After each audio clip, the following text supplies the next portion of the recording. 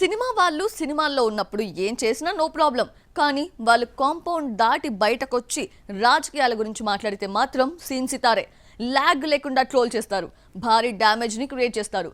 Present ఇలాంటి దానికే centre అయింది ఓ కన్నడ కస్తూరి. రీసెంట్ గా చేసిన ఓ వీడియో తన కొంప ముంచేలా కనిపిస్తోంది.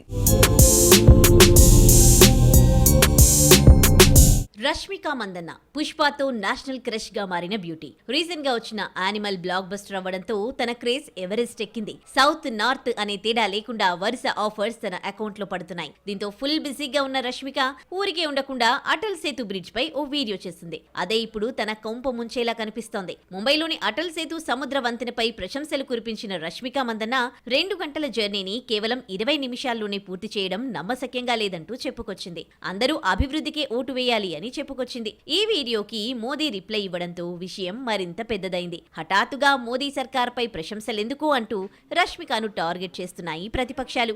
ఐటీ రైట్స్ నుంచి తప్పించుకోవడానికి అంటూ కామెంట్ చేస్తున్నారు నెటిజన్స్. దీంతో ఎరక్కపోయి ఇరుక్కుపోయినట్లు అయ్యింది నేషనల్ క్రష్ పరిస్థితి. లాగ్ లేకుండా ట్రోల్ చేస్తూ ఉండడంతో రష్మిక కెరీర్ పై గట్టి ఎఫెక్ట్ పడే ఛాన్స్ కనిపిస్తోంది. మరి ఈ సిచ్యువేషన్ నుంచి ఈ బ్యూటీ ఎలా తప్పించుకుంటుందో చూడాలి. ఇండియన్ సినిమాలో మలయాళ మూవీస్ ది ఓ స్పెషల్ సెగ్మెంట్. బాలీవుడ్ టాలీవుడ్ లాగా కమర్షియల్ హిట్స్, 100 కోట్ల వసూళ్లు అనే మాట అక్కడ గట్టిగా వినిపించదు. కానీ ఇప్పుడు పరిస్థితి మారింది. తమిళ్, హిందీ సినిమాలు కింద మీద పడుతుండగా మలీవుడ్ ఇండస్ట్రీ జెట్ స్పీడ్ తో దూసుకుపోతోంది. 4 నెలల్లోనే 1000 కోట్లకు పైగా వసూలు రాబట్టింది.